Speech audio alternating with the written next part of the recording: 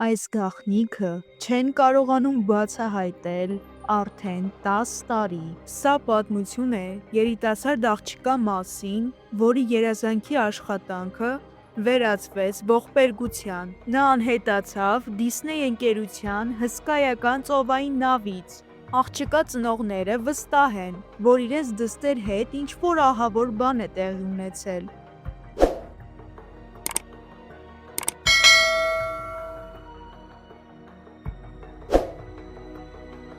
Իսկ նավի ղեկավարությունը թաքցնում է սարսափելի ճշմարտությունը, ներկայացնելով անհեթեթ վարկածներ նրա անհետացման մասին։ Խոսքը գնում է Ռեբեկա Քորիեմի մասին։ Աղջիկը ծնվել է 1987 թվականի մարտի 11-ին Անգլիայում և մանկուց երազել է աշխատել ծովային նավում։ 2010 թվականի հունիսին նա մեկնել է Լոնդոն Դիսնեյի հետ հարցազրույցի համար և ստացել է անիմատորի պաշտոնը հսկայական Դիսնեյ Վանդեր նավում։ Այս հսկայական նավը ավելի շատ հիշեցնում է հսկայական հյուրանոց, որտեղ կան բոլոր հարմարությունները հանգստի և հանգիստ ժամանակ անցկացնելու համար։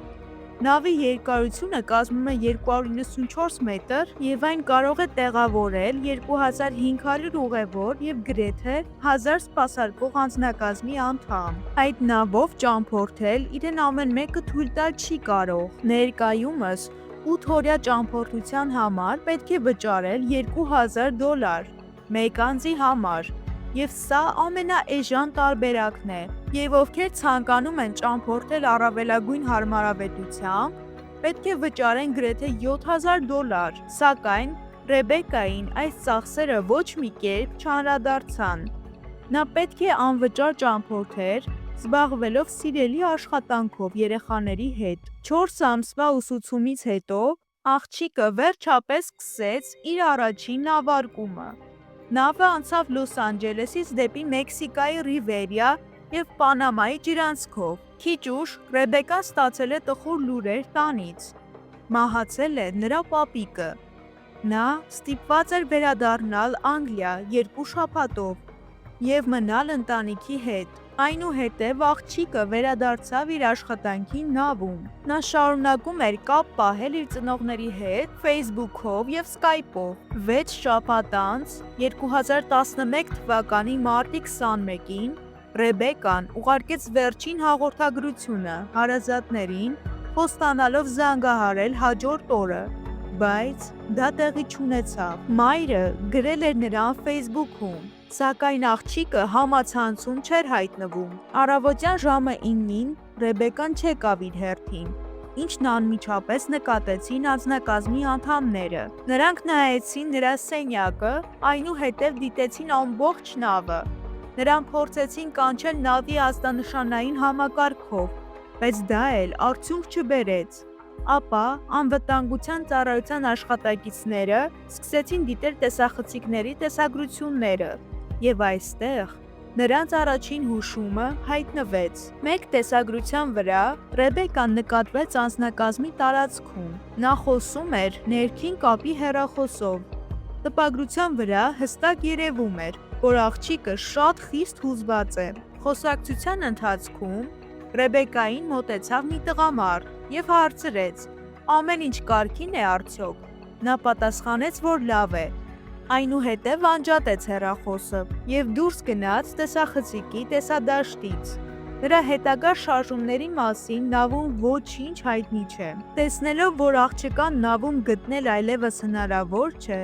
նավի ղեկավարությունը կապ հաստատեց ԱՄՆ-ի, Պահպանության և Մեքսիկայի նավատորմի հետ, և այստեղ սկսվում են տարօրինակությունները։ Նավը շարունակեց շարժվել իր սովորական եթուղով, հաշվի չառնելով մարդու անհետացումը։ Բացի այդ, նավատորմի և ափային պահպանության թիմերին տրվեցին սխալ կոորդինատներ։ Աղջկա անհետացումից 3 օր անց նավապետը կապվեց Բահամյան կղզիների ոստիկանության հետ հետաքննություն անցկացնելու խնդրանքով, քանի որ նավը գրանցված էր այս իրավասության մեջ։ Այստեղ հայտնվեց ևս մեկ խնդիր։ Բահամները բավականին կոռումպացված երկիրը եւ հետեւաբար օբյեկտիվ եւ որակյալ հետաքննության վրա չէր կարելի հույս դնել։ Բահամյան հետաքննողը նավ տեղափոխվեց ուղղաթիռով։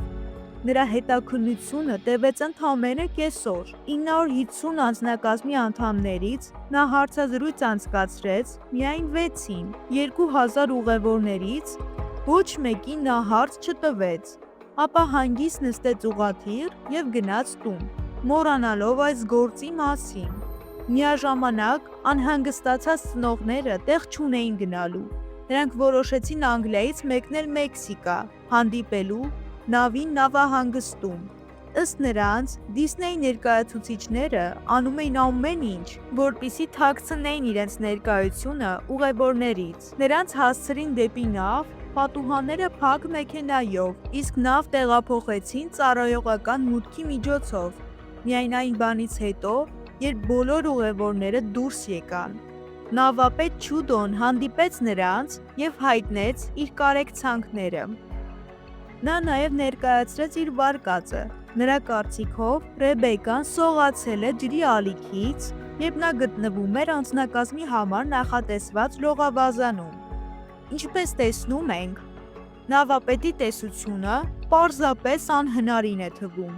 Այն էլ, եթե հաշվի առնենք, որ լողավազանը շրջապատված է բարձր եզրերով եւ գտնվում է բավականին հեռավորության վրա նավից։ Մնում է մեկ նրբություն։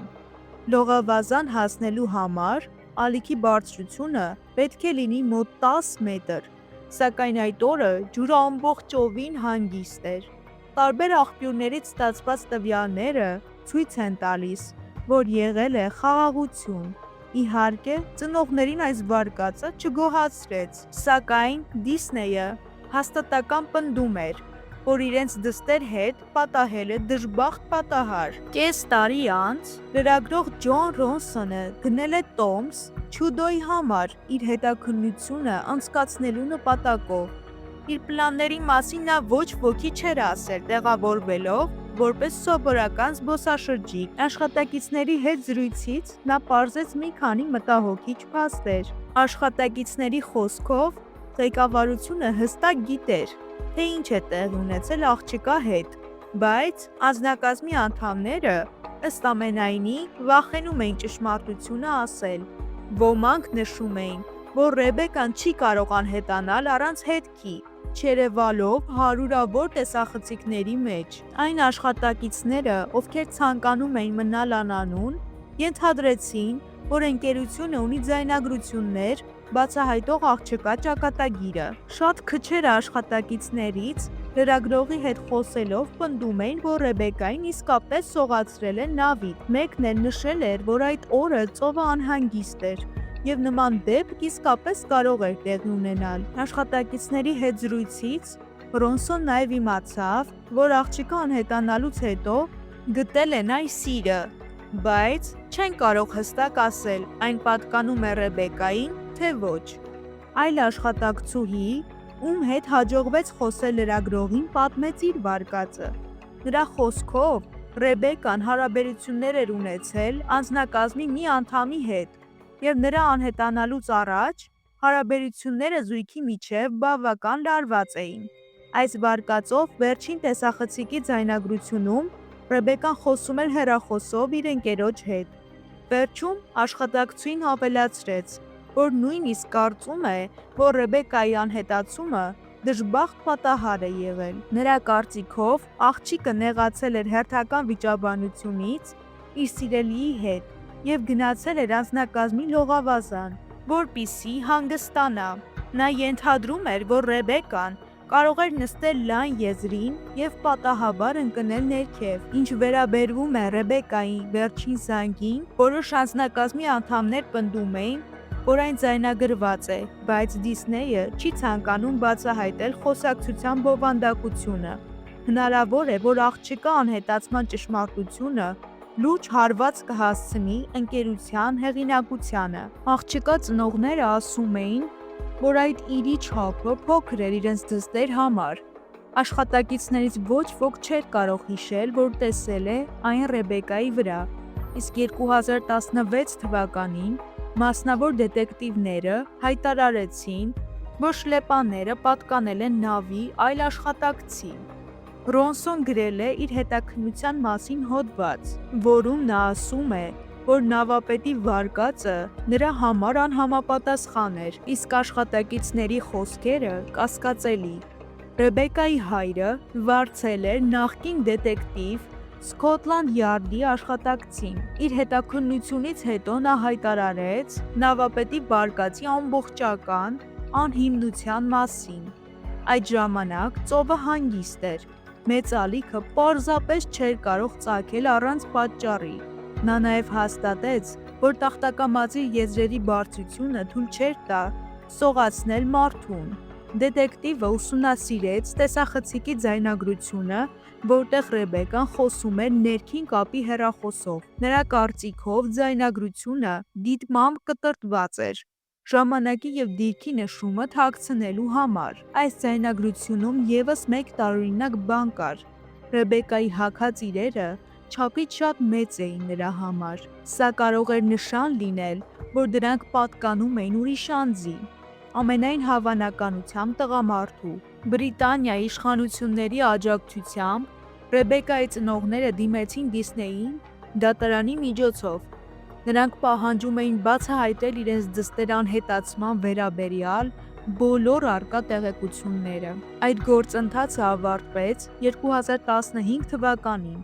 Կողմերը համաձայնության եկան։